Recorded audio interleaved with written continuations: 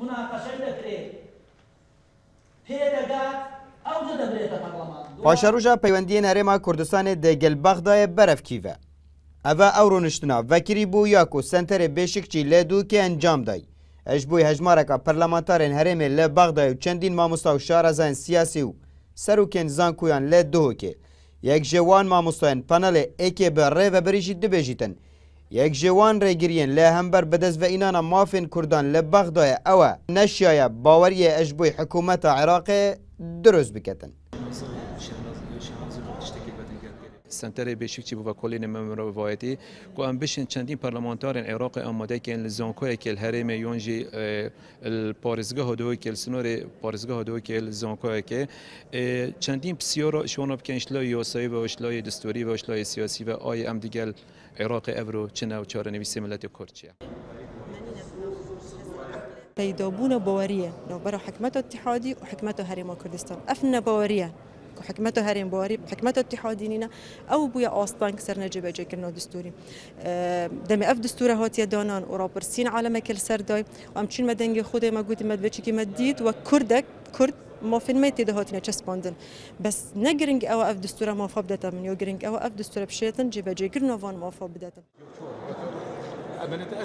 Serokê Komala Akademiya Zanistên Siyasî li Duhok jî dibêjîtin viyaba layanê beramber jî di nava vê panelê de hatiba mêvan kirin da ku wan jî beravanî ji xwe kirba. Di hember da jî parlamentarekî Iraqê jî heman boçûn heye û dibêjîtin. Di dahatî da divêt ewleyan jî bihêne daxaz kirin. مفروض مادام بحث پیوندیات هولێرê و بەغدا هەیە مفروض طرفێ دیجی ئامادە بۆ الڤێرەنوینەرێوان جی حاضر بادا شەبا دیفاعێکی خۆ کردبووە یا دوێژی من سەحکرە vê dîdarê çinkî hemî me sûcû kêmasiyê xistine layê Bexda ve me behsê kêmasiyê xwe nekirin rastî me mefrûd û pêtiviye bû me em ewilî behsê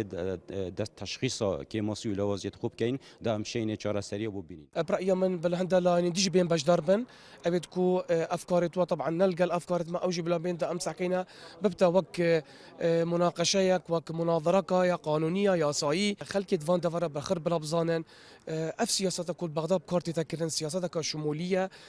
إدارك دستهلاتك شمولية أفا چار بينج كابينة هاتنا غورين ما چه غورين نديتن السياسة وادت رؤية وادت استراتيجي تجاه كردستاني تجاه واد دفرت كردستاني أبي درف إدارة حرمي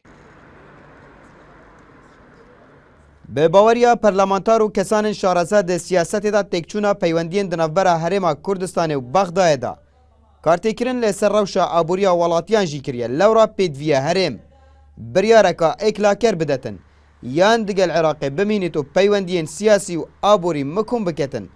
yan jî ragihandina serbexûyê û xelkî jê vî barodûxî rizgar bikin.